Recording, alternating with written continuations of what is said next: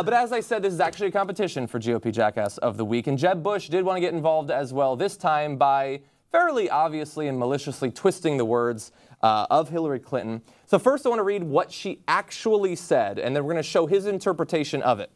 She said, "Yes, we've nearly closed the global gender gap in primary school, but secondary school remains out of reach for so many girls around the world. Yes, we've increased the number of countries prohibiting domestic violence, but still more than half the nations in the world have no such laws on the books, and an estimated 1 in 3 women still experience violence.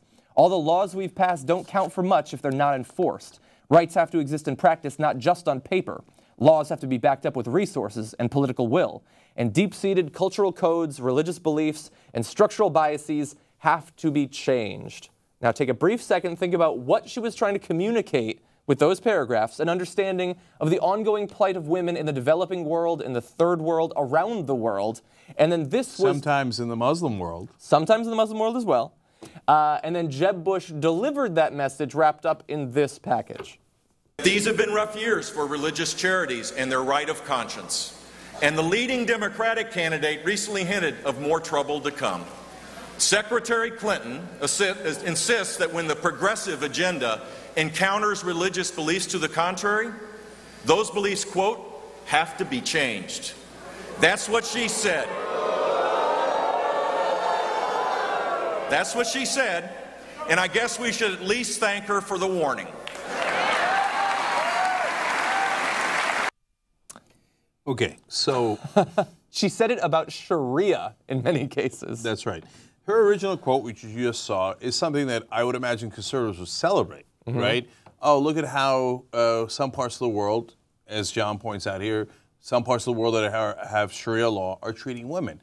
We need to make sure that they get better than that, even if we have to make sure that we fight in terms of culture and even religious beliefs. That's a very strong statement to make as a person who's agnostic and who thinks that the culture of religion needs to be changed across the board. I agree with that, but that's a bold statement. You would think a lot of conservatives, in the context that she gave the speech, would really agree with that, right? Would go way further than me in agreeing. Yeah, they hate every one of those cultures. Right. But instead, they twisted it as if she was talking about America, which she most certainly wasn't in that case, and talking about Christians. They said, oh, she's going to attack your religious beliefs. Now, look, I would, if I was making a principled argument, I would say to Hillary Clinton, wait a minute.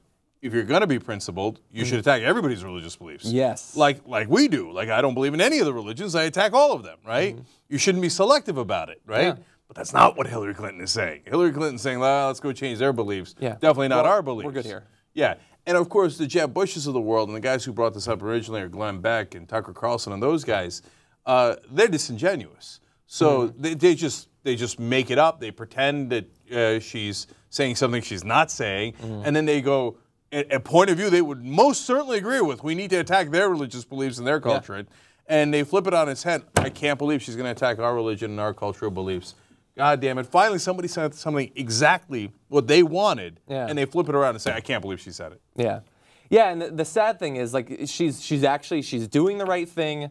The sad thing is, like you said, she should be saying it about exactly the examples he's giving, about the right to ban gay people from getting a cake, or all those stupid things that they are desperately fighting to maintain their ability to be prejudiced on. She should be saying it about that. And the thing that scares them, fundamentally, is not Hillary Clinton's non-statement about that. It's that it's already happening. That society is changing in regard to that. It was totally legal to do that 10 years ago, 20 years ago. It would have been applauded 30 years ago. But now people aren't having it because those deep-seated cultural values, the religious values, are already changing regardless of what Secretary Clinton would or would not do in the future. And that's awesome.